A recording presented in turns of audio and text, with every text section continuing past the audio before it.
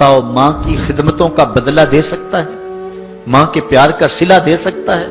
अर्ज की गई कि मैं अपनी माँ को अपने कंधों पर उठा करके हज करवाया है और साई और काबतुल्लाह का तवाफ कराया है, और हालत ये थी कि अगर चट्टान के ऊपर गोश्त का एक टुकड़ा डाल दिया जाता तो वो भी भुन के कबाब बन जाता, इतनी गर्मी की शिद्दत थी। क्या मेरी माँ ने मेरी जो खिदमत की, मेरी कफालत की, मुझे दूध पिलाया, मुझे जन्म दिया, तो मैंने क्या माँ की खिदमतों का सिला दे दिया है? तो जवाब आया, तूने अभी उसकी एक मुस्कुराहट का बदला भी नहीं दिया। माँ जब हंस के देखती है तो जन्नत की सारी कलियां खिल उठती हैं, और बेटे की जिंदगी माँ के उस हंसने से जो है वो इबारत होती है। बेटे के लिए माँ के जो जज्बात हैं, माँ की जो कहानियां हैं, माँ के सीने में जो दर्द के उमटती हुई एक कायनात है, उसका कोई बदल नहीं हो सकता। सारी जिंदगी एक टांग पे खड़ा होके बंदा माँ की खिदमत करता रहे, फिर भी हक अदा नहीं होगा। माँ माँ होती है, अल्लाह ताला जल्ला शानहू ने उसको वो दर्जे अता फरमाए। बेटे के साथ जो प्यार माँ करती है, भला कोई कर सकता है? कोई इतनी मोहब्बत दे सकता है जितनी माँ मोहब्बत देती है? सारी जिंदगी भी इंसान उन मोहब्बतों का बदल देना चाहे तो नहीं दे सकता, चूंकि माँ के प्यार का किनारा ही कोई नहीं। माँ की मोहब्बत की गहराई और गहराई को कोई नाप ही नहीं सकता। समुद्र के पाताल तक तो शायद कोई पहुंच गया हो, लेकिन माँ के प्यार का किनारा आज तक किसी को नहीं मिला। अल्लाह ताला ने उसके सीने में धड़कता हुआ जो दिल रखा है और तड़पती हुई जो ममता रखी है, वो एक मिसाल बनी हुई है कि किसी ने किसी को कहा कि मैं तेरे पे राजी तब हूंगी कि अगर तू अपनी माँ का कलेजा निकाल के ले आए। तो उस बदबख्त ने अपनी उस महबूबा की ख्वाहिश को पूरा करने के लिए इस अकदाम की तैयारी भी कर ली और जाके माँ का सीना चीरा और उसका कलेजा निकाला, और अपनी उस महबूबा की खुशनुदी के लिए तेज तेज आ रहा है कि मैं उसको दिखाऊं कि मैंने ये कारनामा भी सरंजाम दे दिया और ये चोटी भी सर कर ली है। तो तेजी से आ रहा था, रास्ते में ठोकर लगी। जब गिरा तो कहते हैं माँ के कलेजे से आवाज आई, पुत्र चोट तो नहीं आई है? ये माँ के प्यार का रूप है, ये माँ की मोहब्बत का अंदाज है। दुनिया वालों, माँ की कदर को जाया न करना। माँ के प्यार को और उसकी मोहब्बत का सिला दे तो नहीं सकते, लेकिन सारी जिंदगी माँ की नौकरी करना और अपने बाप की जिंदगी के अंदर कभी भी नाफरमानी ना करना, ये सादतमंदी और खुश नसीबी होती है। हुजूर ने मिंबर की 3 सीढ़ियों पे कदम रखते हुए आमीन आमीन कहा था। तो बाद में पूछा गया, हुजूर आपने हर सीढ़ी पे कदम रखते हुए आमीन कहा, तो ये क्या माजरा था? फरमाया जिब्रील आए थे, उन्होंने मुझे कहा था उस शख्स की नाक खाक आलूद हो जो माह सियाम रमजानुल मुबारक को पाए और फिर कसरत इबादत से अपनी बख्शिश न करवा सके। तो मैंने आमीन कहा। फिर कहा उस शख्स की नाक खाक आलूद हो जो वालिदैन को बुढ़ापे में पाए और जन्नती ना हो सके उनकी खिदमत करके। तो मैंने आमीन कहा। फिर जिब्रील ने कहा उस शख्स की नाक खाक आलूद हो जिसके सामने आपका जिक्र किया जाए और आप पर दरूद ना पड़े। तो मैंने आमीन कहा। तो वो शख्स कितना बदनसीब है जो वालिदैन को नाराज कर लेता है। मैं कहता हूं सारी कायनात मां के कदमों तले है, बल्कि मेरे महबूब ने जन्नत को मां के कदमों तले करार दिया। अल जन्नत तहता अक़दामिल उम्महात, जन्नत मां के कदमों तले है। मां इतना प्यार करती है कि जिसका किसी तराजू पे तोल नहीं हो सकता, और उसके प्यार का सिला बदला सारी जिंदगी खिदमत में भी गुजार दें फिर भी नहीं दिया जा सकता। अल्लाह ताला जल्ला शानहू ने ऐसा रिश्ता मां की सूरत में पैदा किया है। जन्नत की छांव का दुनिया के ऊपर रूप है मां की जात। जन्नत की घनी छां है मां का वजूद, और अल्लाह ने अपनी रहमतों को अगर कोई सूरत दी है तो वो मां का रूप है। और मां के सीने में वो तड़पती हुई ममता और मोहब्बत के वो पिघलते हुए जज्बात रखे गए हैं कि दुनिया पर मां के प्यार का बदल नहीं है।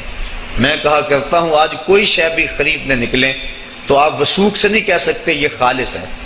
हर शय 2 नंबर दस्तयाब है, हर शय में मिलावट है, लेकिन एक चीज आज भी मिलावट से पाक है और वो मां का प्यार है। मां की मोहब्बत आज भी खरी है और आज भी उसमें कोई मिलावट नहीं हुई। बच्चा बूढ़ा भी हो जाए लेकिन मां के लिए वो बच्चा होता है। मां की दुआएं उसी तरह उसके लिए होती हैं, और बच्चा आगोश मादर में आकर फिर तिफले सादा रह जाता है।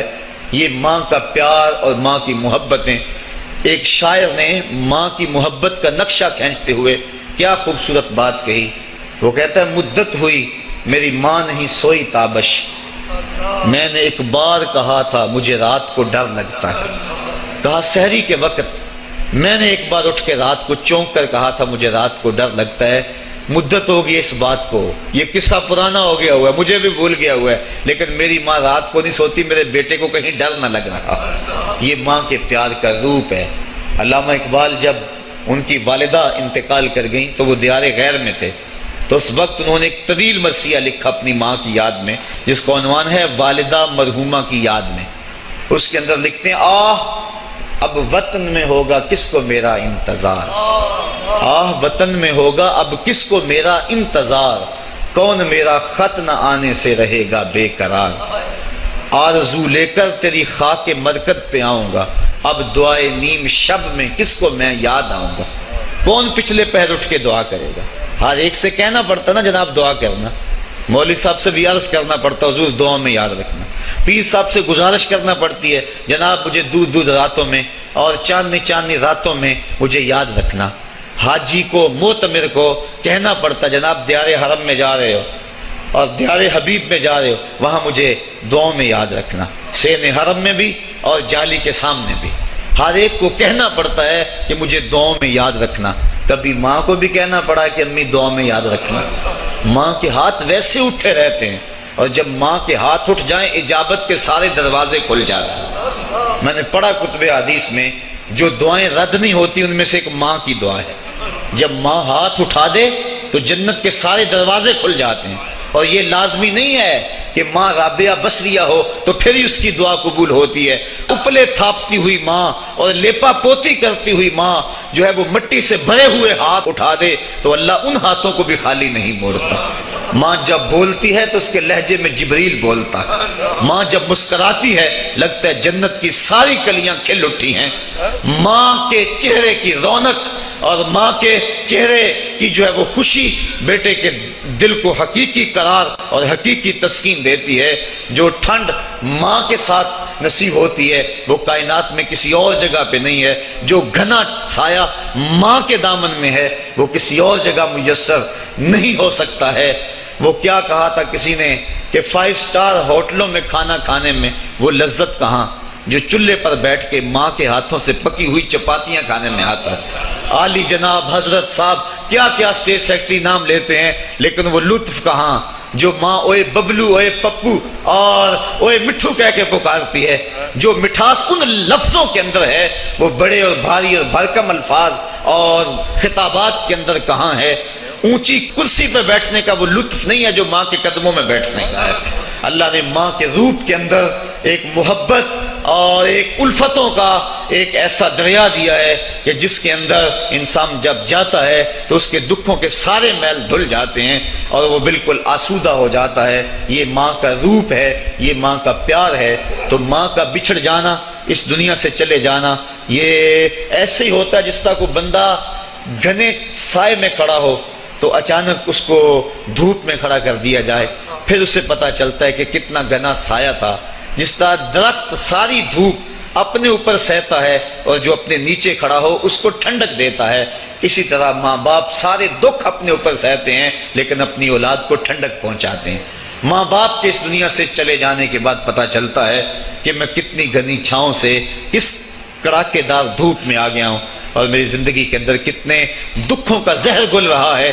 جو زہر پہلے ماں ہمارے قریب نہیں آنے دیتی تھی، جو باپ ہمارے قریب نہیں آنے دیتا تھا، وہ اپنی باہوں میں اور اپنے سینے میں ان غموں اور دکھوں کو سمیٹ لیا کرتے تھے.